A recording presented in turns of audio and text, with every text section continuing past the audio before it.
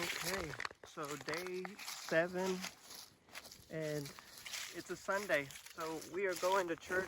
I encourage you to find a way to withdraw. It doesn't have to be before church, and be alone with God. Prayer walk. I've noticed that my times with God, when I'm able to do it completely alone, or as alone as I can, be, that it's significantly more impactful. Yep, today I have my daughter with me, so it's not as quiet as usual, but sometimes you can just do what you can, and this would be an awesome opportunity for me to teach her how to pray too. So make the most out of every moment.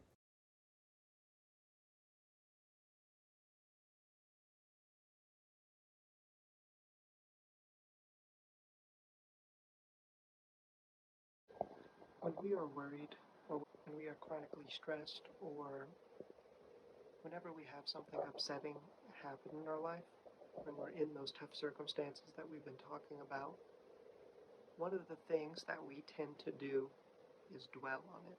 We dwell on the negative portions of our situation, and it blinds us to seeing the good things.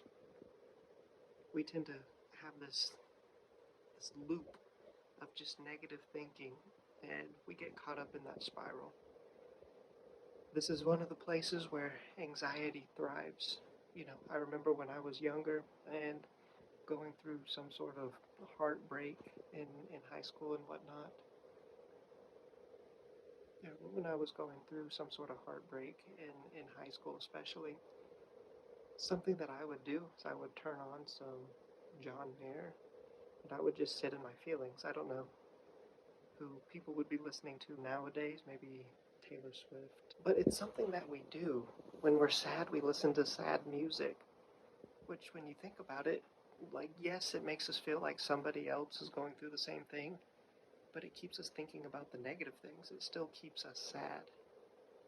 And so it doesn't help. And these negative thoughts and worried thoughts, anxious thoughts are toxic to the body, and it harms the mind, it harms your well-being. So this week, what we're going to do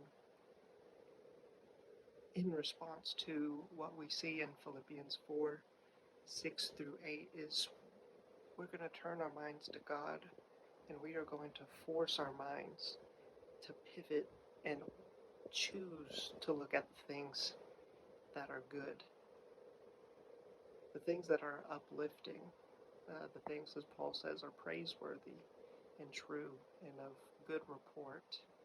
And we're going to pray and turn to God so that His peace may guard us. As the passage says, we're going to look at gratitude.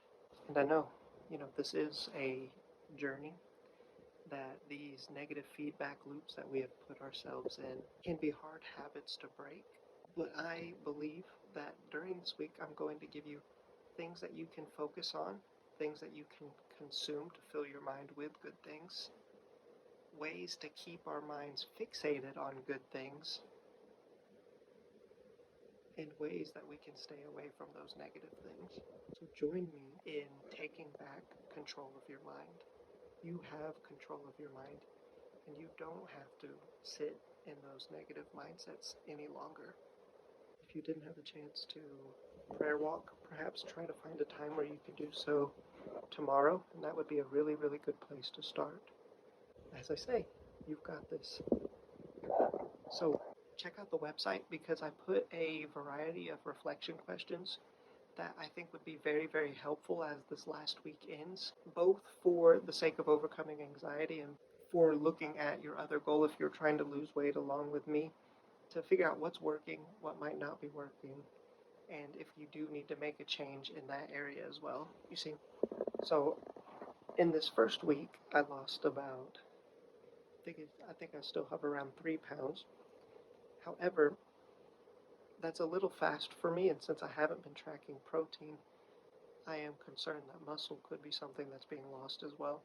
So this next week, I'm still going to be drinking the gallon of water. I'm going to still keep those rules, but I'm also going to try my best to track my protein to get at least 0.8 grams of protein per pound of body weight for me. And this is just another tiny rule to replace the things that I've removed from my life. And This will give me more confidence that I'm not losing the weight that I don't want to lose, which is muscle. It'll also keep me more satiated and all of that good stuff. But that's the only switch I'm going to make. Tiny changes and allowing your mind and your body and all of your actions to become used to those tiny changes is significantly better at most of the time than making drastic change that you won't keep up with. This is another exciting week.